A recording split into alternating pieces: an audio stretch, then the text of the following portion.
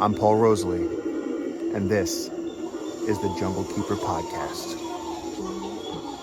What's up, Junglekeepers, and welcome to the first ever episode 1 of the Junglekeeper Podcast. And you might notice we are not in the jungle. We're in upstate New York, and that is the reason that we're doing this. The reason that we're doing this is the same as the way we're doing it. We're just going to go for it. I'm sitting here in the forest with a stick and a rubber band around my cell phone and a mic, and the reason we're doing it guerrilla style like this is because the time is now. With the miracles that have been happening, there's no way to put it off for longer. There has to be a way for people to hear more long form information about the things that have been happening. I want to be able to take you guys with me when I get back into the jungle on night walks, whether we go to investigate a place that we think there's anacondas, or to check out where there might be illegal gold mining or an invasion.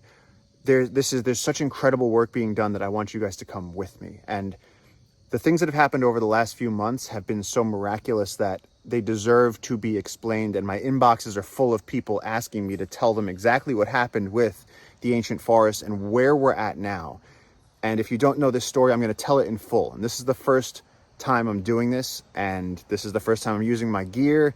We're doing this podcast. I'm throwing it up on YouTube. There's going to be visual aids on the side here. And my God, does it feel good to not be doing vertical video and to be able to explain a thought. People keep messaging me a lot of really good stuff, complex, nuanced conservation questions, as well as, passionate responses to seeing the deforestation that I post, where they'll go, why can't we just go down with machine guns and kill all the loggers? And it's like, man, you might not realize this, but the loggers aren't the people you want to be killing. Also, they usually are really good local people that love the jungle and just don't have a way of making a living, and killing them would just be murdering innocent people. So as passionate as that sounds, we need to unpack that and think about it and get back to our humanity. Now, the ancient forest thing started when this whole thing started because a few years ago, one of my favorite people on the internet reached out to me. If you don't know who Lex Friedman is and you're listening to a podcast or you're watching this on YouTube, I question some of your decisions. You're going to thank me, because if you haven't listened to the guy yet, I think he runs the number one tech podcast in the world. It's certainly the best thing on the internet. It's the most intellectual thing on the internet. He interviews presidents and leaders and tech entrepreneurs and inventors and actors, whoever. But they're long form, really intelligent conversations. Lex, if you're a fan of the show, everyone goes for Lex. I tell Lex all the time, I'm like, look, you got to do more talking and ask your guests to just interview you. But I went on Lex the first time, and it changed everything.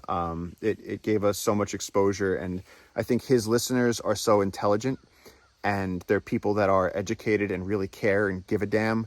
And so a lot of people reached out, and we increased our capacity as an organization, which brings me to my next point. If you are tuning into this for the first time, I've been working in the Peruvian Amazon rainforest for the last 18 years. My job as an expedition naturalist means that I sleep more nights outdoors than I do indoors.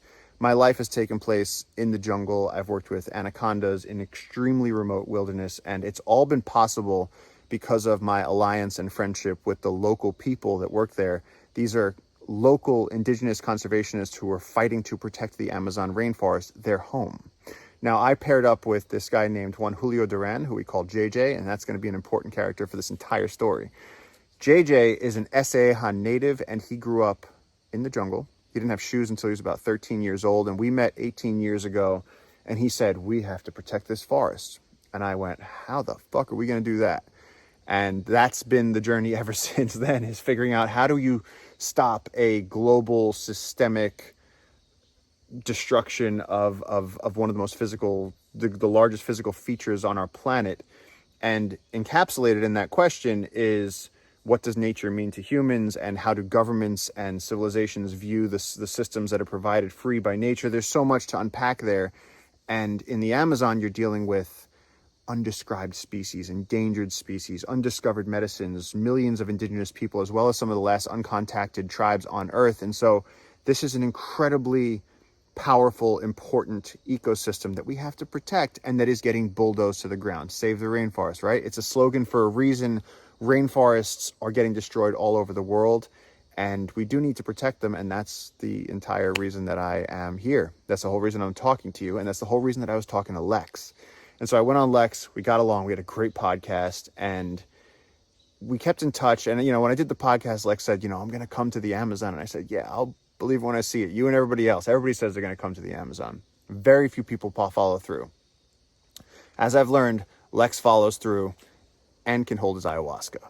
So Lex joined us around April of this year, and JJ and I looked at each other, and JJ fully understood how big Lex was and how big of an opportunity this was for us. And we said, we need to give this guy the most incredible jungle experience possible. And as expedition naturalists, we said, we got to take him out and do what we do best. Let's go on a real ass expedition. Let's take him away from the research station into the jungle. We said, wait, what if he's one of these people that shows up and absolutely hates the jungle, hates the bugs, can't deal with it? That didn't happen. Lex showed up, loved the jungle, absolutely took to it, was tough as fuck. Everything was fine. We said, okay, look, we're taking this guy out. We're going to do it. So we got brought 5 or 6 hours up our river, which again, we're already, a 2-day distance from civilization by boat. And then there's our research station. And then from there, we're going another 5 hours deep into the jungle and getting dropped off. All we got on our backs is our backpacks. We had 2 machetes, we had some water bottles, food for a few days, and our pack rafts so that when we reached the next tributary, we could raft back down to our river and get picked up. Now, when you enter unconstructed dream space in the Amazon rainforest, you're entering an environment that's very hard to describe. It's so dense that the distance it would take a raven to fly in a few minutes could take you days to navigate on foot. And it means hacking through all kinds of horrific undergrowth, and there's vines, and there's thorns, and there's snakes, and there's fallen trees, and it's slippery. And in this jungle video game that you're walking through, where the 3D environment is something you have to contend with, where if there's a thunderstorm, the trees will fall on you and kill you, you have grenades placed with wasp nests, where as you're hacking through all this stuff, if you hit a wasp nest, they will swarm you and sting you all over the face and neck. And that's exactly what happened to JJ in the first 15 minutes of our travel. He got nailed hard in the face, and that sort of set the tone. We went, okay, we got to really be serious here. We went, all right, so we had to use a long stick to get his hat because all the wasps were swarming around, just attacking the hat even after he ran away. He took it like a champ. He was all red and had blotches all over him, but guy's tough, grew up in the jungle. So we kept walking, slashing for maybe 4 hours, and we're just sweating. We're just sweating so much. You sweat in such a way that even if we jumped into water and came out, we wouldn't be more wet. We would soak through our clothes. We were losing fluids rapidly, like your pee is brown after the first hour. Any water that we were carrying, like you just drink it. It has to happen. And I know that there's outdoor people going, no, you save your water no matter what. It's like, man, we didn't have an option. We were sweating so much that it was worrying from the outset. And so we hiked for maybe 6 hours, tried to find a stream, couldn't re-up on water, went to sleep. That was night one. We woke up the next day, super thirsty, started walking. Now, you can't just start going and looking for water because that could take you forever. We had a bearing to reach. We had to go north to reach. We were leaving our river right from here, and we were trying to reach the next tributary, and then we're going to pack raft down back to the main river.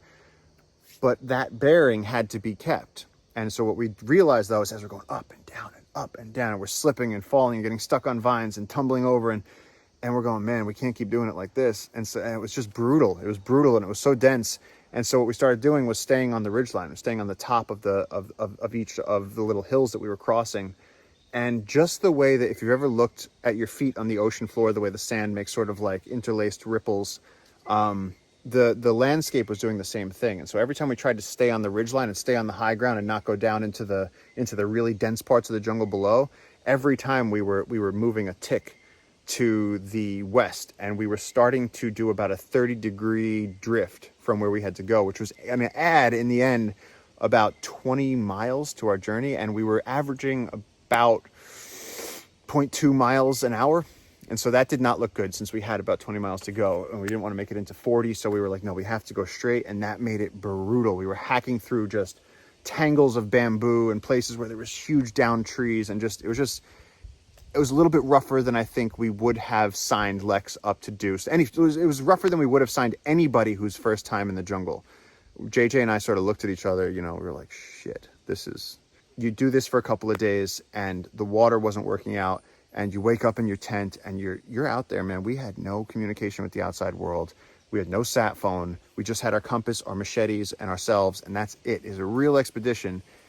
And finally, we reached a point where we had been without water for so many days and sweating buckets, maximum sweat, like sauna suit sweating all day long. Our hands have blisters on them from macheteing. We're tired. We're not getting good sleep. We're super dehydrated. Lex looked at me and he was like, we can't do more of this. And JJ looked at me and he was like, there's nothing we could do. We got to go that way. Like, there's nothing we can do. And so you're starting to feel the press of deep jungle. And as we're walking, we realize we're really in a place that almost maybe nobody had ever been to. We're in the Amazon rainforest in a terrain that's incredibly punishing to go through, even with the machetes, even with the jungle experience. And at one point I stopped and I looked at this tree and I went, JJ, what the hell is that? It was huge. It was a huge black tree. And JJ smiled at me, teacher to student, and he goes, you know why you don't know what that is? Because that's an old growth mahogany tree. Because that tree is probably 1,200 years old. That is an ancient tree, and you don't know what they look like because down there, back where we work, they went in the 90s and they cleared out all of the mahogany trees. And so in your 18 years in the jungle, you've hardly ever seen a mature mahogany tree. And so Lex and JJ and I, we all took turns touching the tree and taking pictures of it and just sort of being amazed. And then we walked on and we found another mahogany tree and another mahogany tree. And then we started seeing huge old ironwood trees. And we realized this is a place that loggers had never been. Now, what that means is that this is ancient primary rainforest. Climax community growing since the dawn of time, the greatest proliferation of terrestrial biodiversity on our planet, with all this incredible life and systems that have becoming more and more complex for thousands of years, maybe millions of years. And it was wondrous. And as messed up as we were by this point, days into this expedition, we couldn't not walk around and just be like, this is the most incredibly ancient forest we've ever seen. It's untouched. There was jaguar tracks in all the dry stream beds that we walked. There was jaguar tracks. There was so much wildlife all around us, and we're just hacking and hacking. And there's this sense that comes with wilderness where you're out there. And if you've ever been high up in the mountains or just deep out in the forest, this sense where you at the same time lose all control over what happens to you and realize the incredible beauty of where you're at, and you feel like civilization is very, very far away, and you sort of enter this other headspace that's impossible to reach any other way. And so we were deep inside of that and starting to panic. Lex looked at me and just went, I can't keep doing this. And JJ looked at me behind him and just went, what can we do? We're hacking, we're going. And that's when it happened. All of a sudden we came out onto a road. All of a sudden the jungle stopped and we came out onto this dirt road, and our hearts fell because we knew what this meant. In a place that we thought was going to be the deepest jungle on earth, there's a brand new logging road. And we came out onto the road and we all sort of had to come to terms with this. And it was sort of a mixed emotions, because at the same time, the road was pointing in the direction that we had to go and was going to get us to that other tributary. And we could probably get there by day's end, by sundown, which was a huge help, and probably relevant on a medical level at this point for all of us, because we were severely dehydrated. But what it meant also is that all the beautiful forest that we had just seen had a gun pointed right at its head and was going to be destroyed.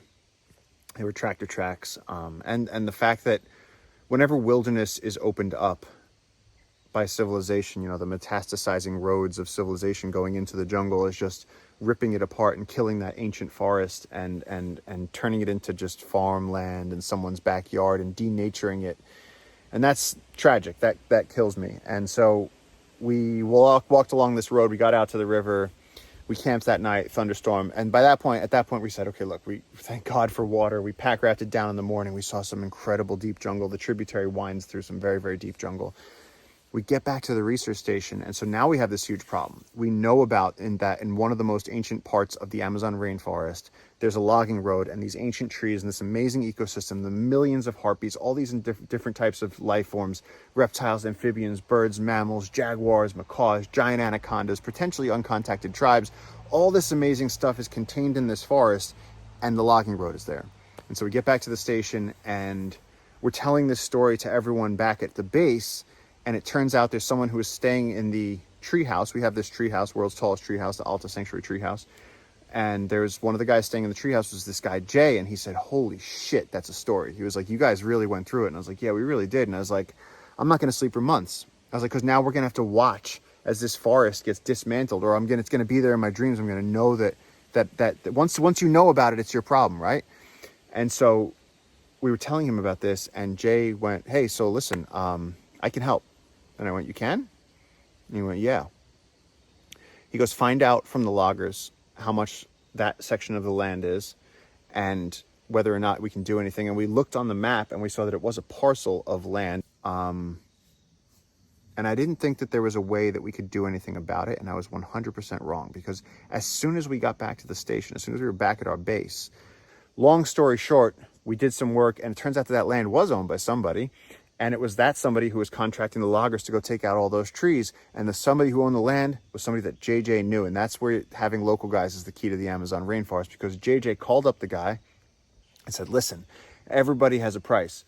You guys are about to do a bunch of logging over there. How many years is that going to take you? And the loggers are like, oh, we're going to be working on that land for the next 6 years. It's really up and down. It's deep jungle. We said, yeah, we know. And JJ was like, look, what's your price? Could we take 10,000 acres off your hands? And with some negotiating, it worked. I just remember thinking that there was no way. It was too big of a problem, and it was too, there was already a road. There was no way we were going to be able to do anything to undo the inertia that had already been set in motion. And that is not the case. If we were able to give you this price, would you put down your chainsaws, shut the machines, drive them back to town, and let us just have the jungle? We'll buy it from you with the trees. And they actually said, yeah, if you could do that, we'll do that. And when Jay heard this, he said he wanted to help. And we said, how can you help? And he goes, well, I'm going to give you $150,000. And what you do is take that $150,000 and do a matching thing. Ask the people for help. Now, the fact that there are people out there who are capable of doing such selfless good work is incredible. Also, the fact that there's people out there that can just drop $1.50 because of a place that they've never been is in danger, to me, is the highest form of human intelligence. That is amazing empathy and care for fellow creatures and belief and trust in other humans. Like the fact that he trusted us that much to just say, yeah, I'm in, I'll help. That's incredible. And so we mobilized, we did everything we could. We went back, we filmed a little bit of the outskirts of the ancient forest and everything else. We got ready. And then I took it to the Instagram community. And I took my phone, pointed it at myself, and I said, listen, there's this ancient forest, and we got the whole team together, and we put together this fundraiser, and we thought it would take months, but it actually took about 48 hours. I thought we were going to post it and have to beg and plead, and what happened was, I think that people are so sick of hearing about environmental tragedies and having absolutely no way to do anything direct about it. Where in this case, we said there's this ancient forest with all this wildlife, and we could show people how beautiful it was. We could show people this unbroken canopy from horizon to horizon, show people the logging road that we had found, and they could see it. And we said, look, there's a problem and a solution. I think the fact that we had a bite-sized mission made it somehow that it really catalyzed people. It made them feel that hope. And we went from zero to $150,000 in, I think, 48 hours. People were sharing it. Slash from Guns N' Roses, who is a Junglekeeper, he's on our advisory board. He shared it. And so it's, you take people all over the world, and there's, moms who work 2 jobs giving us $5 a month. There's a couple of artist friends of mine who dropped, $1,000 donation. A lot of people were in the $50 to $100 range. Everyone was sharing it. If you can't donate, share. And that's the thing. We gave people a way to help. Everybody had a way to help, and they took it. And we made the donation, and we paid the loggers, and we signed the contracts. And as of a couple of weeks ago, Junglekeepers owns the ancient forest. Now, as a person that grew up crying myself to sleep, scared that, I've heard the things at the Bronx Zoo where they said, elephants are going to go extinct in our lifetime. We're losing the Amazon rainforest. We're losing the Congo. Everything's going to die. It's all going to be destroyed, and it's all our fault. We just saved 10,000 acres of rainforest, and it's because people all over the world cared, and because an indigenous conservationist 20 years ago set out on a mission to protect this river. It's incredible. It's absolutely incredible, and it's the antithesis of all of the doom porn that's out there about the environment that says, it's all going, humans are cancer on this planet. No, humans are awesome. And so many of those awesome humans are now part of Junglekeepers. And we have this huge donor program where people from all over the world are helping. And here's the crazy thing. The loggers, as we bought this land, as we bought the land that we now just call the ancient forest, we went there. The Jungle Keepers directors, we went there and we sat down with the loggers and we said, all right, guys, so look, we're the owners now, so you're not going to be doing chainsaw work anymore, so you're going to have to get out of here. And the loggers are like, oh, man, that's okay. Like, that's not a problem, but can these rangers that you have, can we be rangers? And we were like, what? And they were like, yeah, no, we really want to be rangers. We do this work because we love it. We love being out in the jungle, and that's why we do logging. Think of that one for a second. But these people, they don't have another way of earning a living, and logging doesn't pay very well, and there's no insurance or medical benefits or job security or anything like that. And you might have a tree fall on you, or you might get a child carried off by a jaguar, or you might get eaten by an anaconda. It's dirty, hard work, weeks from civilization, deep out in the jungle, no access to medical help, and you're just sweating and cutting down trees and actually destroying the thing that it seems like they love. And so we told these loggers, said, yeah, we'll hire you as rangers to protect this forest since you already know it. And look, here's the thing. If the ancient forest is a football field, the road is like a little piece of rope that you threw somewhere. It's just a tiny little filament in this vast ocean of green. So the tragedy of the road is pretty small when you look at the success of us discovering that, having the urgency and the motivation to contact everybody we could and to actually protect this thing. And now there's 10,000 acres of the Amazon rainforest that are newly protected because people all over the world care. And this is the thing, it's a game changer, because now that we know that we can do this, we go, okay, if people care and they're willing to throw in. So like the thing that I tell people is this: everybody has some dumb purchase that we do all the time. I mean, some people go out and get like an $8 cappuccino latte, frappa fucking whatever thing every day.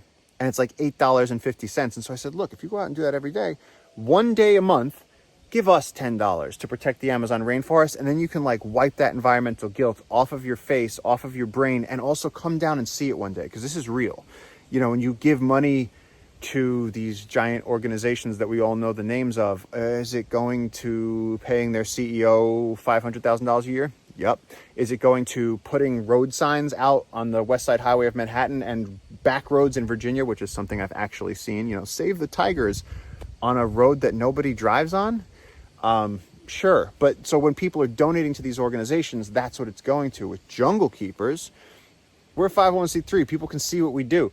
The donations come in and they go straight to the jungle, and then we protect the jungle. And we're every year. This year we went from 55,000 acres and now we're into the mid 90s. And here's the crazy thing: with all of that momentum, and with people like Lex on board, with people like Slash on board, with people like you on board, who are, you know, everyone at every level that they're helping, we've been able to surge up to almost 100,000 acres of rainforest protected, and we're 1/3 of the way to the goal. If you can get 1/3 of the way through your daily run, or 1/3 of the way through a workout, or 1/3 of the way through college, that's a big deal. 1/3 of the way is not a joke. We are 1/3 of the way through actually achieving the dream.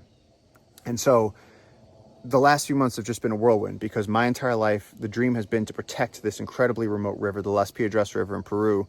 And every year it's been, you know, it started out with zero progress. And then after the first 5 years, we had a little bit of progress. And then after the first 10 years, we had some more progress. And then the thing started going. And then once it started rolling, we reached a point where all of a sudden the dream started hitting, and then it started snowballing. And now it's just compounding and going out. And now it's spreading and becoming this thing. And we're on the verge of it becoming a global movement, which is why we're here now. This is why I started this now. I had to tell this story now. And I went, at this point, we need to provide every single way for people to understand that it's time to rewrite the narrative. Forget the narrative of humans are killing the earth and there's nothing we should do and we should all have this hole in our heart about it and feel terrible and feel dirty. No. I grew up in upstate New York, okay? I just saw a bald eagle as I was coming out here to set up my phone on this stick and talk to you. Bald eagles were going extinct at one point. And then I think, you know, in the 70s or so, when the EPA came in, they changed the laws and DDT, and now bald eagles are back. There's bald eagles all over the place. The same thing happened with humpback whales. You know, around the turn of the century, they banned whaling. And so humpback whales, I believe, went from 130,000 globally pre-whaling down to about 8,000 whales. They're on the brink of extinction. And now we're back up to, I think, about 100,000 humpback whales globally. So what that proves to us is that all you need to do is stop cutting it, burning it, paving it. Just stop destroying nature and it'll be 100% fine. And really think about that for a second. Think of the world if you took away environmental stress? It's a totally different place. You know, my whole life has been dictated by the fact that there's species that are going extinct that need me, and ecosystems that are being destroyed in our natural systems, because I love nature and I see how connected we are to it, and I've devoted myself to protecting it. But man, if we can start turning that tide and changing that narrative, it's just a better world. And that's what's happened to me over the last month. It's not something I have to try to do anymore. The fact is that now there's people all over the world that care, and we've uncovered a way to make exponential change and protect the ancient forest. We've found a system that achieves the dream. And so we're just at this incredible moment right now where we're on the cusp of doing some of the most amazing work that we're going to do in our lives. We're going to protect some of the most ancient forest on the planet. We're going to be doing studies into species and working with local people and really writing a playbook for protecting rainforests that could be applied in the Congo or Indonesia or Papua New Guinea. It doesn't matter. This sort of activism where we're just sharing this through social media, showing people the problem, and then everybody comes together and gives a little bit and we fix it, trusting the local experts, trusting the scientists who are on the ground. This is how we do this. This is how we fix this problem. And so the ancient forest has been an overwhelming success. Not only did we save the forest, it changed my whole view of the world. I was sort of a doom and gloom environmentalist for a long time, and now I feel like we're just running this incredible. It's like in Forrest Gump when everybody starts running with them. It's like I've been running for a long time, and now all of a sudden we have all these people supporting us and all this potential, and we're going to protect this river. And then once we do that, what else can we protect? There's a lot of things that are about to happen. And so if you've made it this far into the video, thank you for caring this much. I hope my storytelling's okay. I hope my audio is okay. Like I said, this is just episode 1. You know, who knows where this is going to go. I am going back to the jungle next week, and we're going to be going into the ancient forest. And here's the thing. In the next few weeks, one of the episodes that we're going to do is, now as the loggers clear out of the ancient forest, there's a bridge that goes from the rest of the world over the stream to the ancient forest. We're going to blow that bridge up because we don't need that there, and we don't want heavy machinery to be able to go on that road into the ancient forest. So we're going to be blowing up bridges. We're going to be doing some research on some absolutely tremendous anacondas. I think it would be really cool to have a session where me and JJ talk about our conservation history, other experts that come through. Who knows where we're going to go with this? Who knows how big it can get? Thank you for watching, and we'll see you next time.